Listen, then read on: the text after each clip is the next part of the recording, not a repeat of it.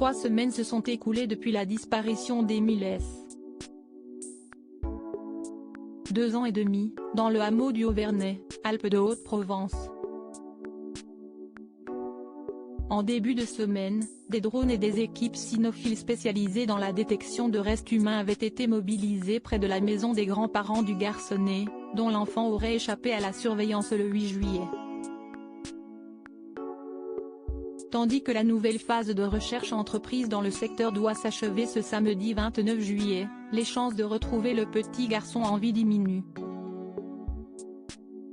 Interrogé par Var Matin il y a 3 jours, l'ancien procureur à la retraite Jacques Dallet a estimé que cette affaire pourrait devenir un col de case. Tandis que les investigations se poursuivent, les habitants du hameau ont vu leur quotidien chamboulé du jour au lendemain.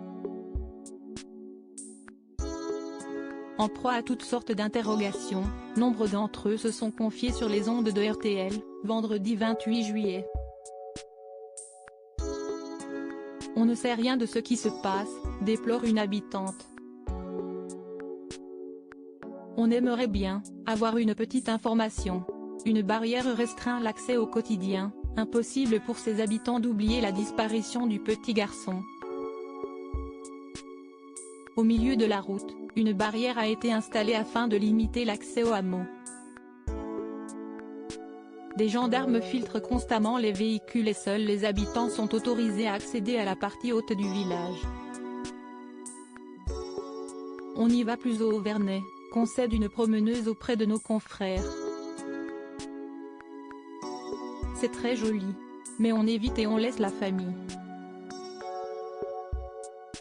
Même son de cloche du côté d'un homme qui travaille sur un chantier. Interrogé par la radio nationale, il explique que ses fournisseurs sont découragés par les restrictions d'accès. Par conséquent, il a perdu plus de 6 000 € en l'espace de 3 semaines. J'ai subi plusieurs barrages, constate-t-il. Ils vous posent des questions, vous font ouvrir le véhicule. Aucune piste écartée. Qu'est-il arrivé au petit Émile? Pour tenter de faire toute la lumière sur cette affaire, aucune possibilité n'est écartée. Auprès de Var Matin, l'ex-procureur à la retraite Jacques Dallet avait notamment évoqué une piste. Un peu tiré par les cheveux, l'enfant pourrait avoir été victime des agissements de sa famille. Le magistrat honoraire pensait à une éventuelle punition qui aurait mal tourné. Imaginez que le petit, qui était seul en dehors de chez lui, ait été rattrapé par un adulte et que ce dernier lui ait filé une correction, et que ça se soit mal terminé, avait-il détaillé auprès de nos confrères.